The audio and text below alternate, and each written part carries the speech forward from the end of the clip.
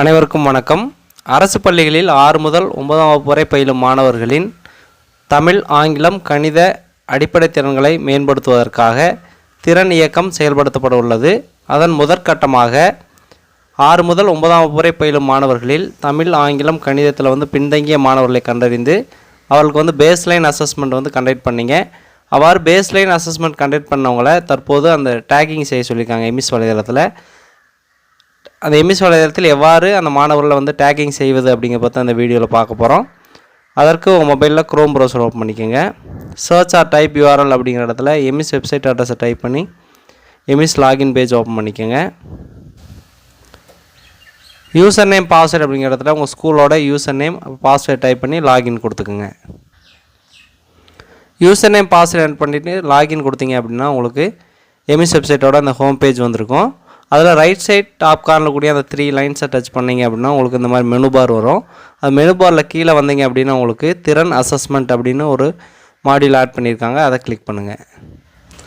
Click பண்ணிங்கன்னா உங்களுக்கு students திறன் அப்படின்னு ஸ்டூடெண்ட்ஸ் டேக்கிங்னு வந்திருக்கும். அதில் கிளாஸ் அண்ட் செக்ஷன் அப்படிங்கிறதுல கிளாஸையும் செக்ஷனையும் செலக்ட் பண்ணுங்கள்.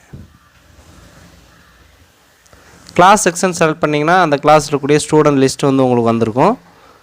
அதில் EMIS ID, student name, tagging, status, ஆக்ஷன்னு இந்த மாதிரி ஆப்ஷன்ஸ் கொடுத்துருக்காங்க.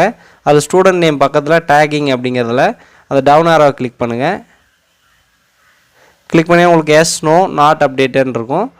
இது திறனில் இந்த ஸ்டூடெண்ட் அந்த பேஸ்லைன் அசஸ்மெண்ட் கண்டக்ட் பண்ணியிருந்தீங்க அப்படின்னா அந்த ஸ்டூடெண்ட்ஸ்க்கு மட்டும் எஸ்ன்னு கொடுங்க. மற்ற ஸ்டூடெண்ட்ஸுக்கு நோ அப்படின்னு கொடுத்து லாஸ்ட்டாக இருக்கக்கூடிய அந்த சேவ் அப்படின்னு கொடுத்து சேவ் பண்ணிடுங்க. இதே போல் பேஸ்லைன் அசஸ்மெண்ட் கண்டக்ட் பண்ணுற ஸ்டூடெண்ட்ஸுக்கு எஸ்னும் மற்ற ஸ்டூடெண்ட்ஸ்க்கு நோன்னு போட்டு லாஸ்ட்டாக இருக்கக்கூடிய சேவ் அப்படிங்கிறத கிளிக் பண்ணுங்கள். கிளிக் பண்ணிங்கன்னா இன்சர்ட்டட் சக்ஸஸ்ஃபுல்லின்னு வந்திருக்கும். சப்போஸ் ஏதாவது ஸ்டூடெண்ட்ஸ்க்கு நீங்கள் ராங்காக டேக் பண்ணிங்க அப்படின்னா ஒவ்வொரு ஸ்டூடெண்ட்டுக்கு லாஸ்ட்டாக இருக்கக்கூடிய அந்த ஆக்ஷனில் இருக்கக்கூடிய அந்த பென் ஐக்கானை கிளிக் பண்ணுங்கள். கிளிக் பண்ணிங்கன்னா உங்களுக்கு நோன்னு கொடுத்துருந்தீங்கன்னா எஸ்ன்னு அது மாதிரி சேஞ்ச் ஆகிக்கும். ரெக்வஸ்ட் அப்ரூவ்டுன்னு வந்துடும். இந்த டேக்கிங் டீட்டெயில்ஸை எக்ஸலாக நீங்கள் டவுன்லோட் பண்ணுறதுக்கு மேலே கூடிய அந்த எக்ஸல் ஐக்கானை கிளிக் பண்ணுங்கள். கிளிக் பண்ணிங்கன்னா உங்களுக்கு அந்த எக்ஸல் ஃபைல் டவுன்லோட் ஆகிருக்கும். அதை ஓப்பன் பண்ணிக்கோங்க.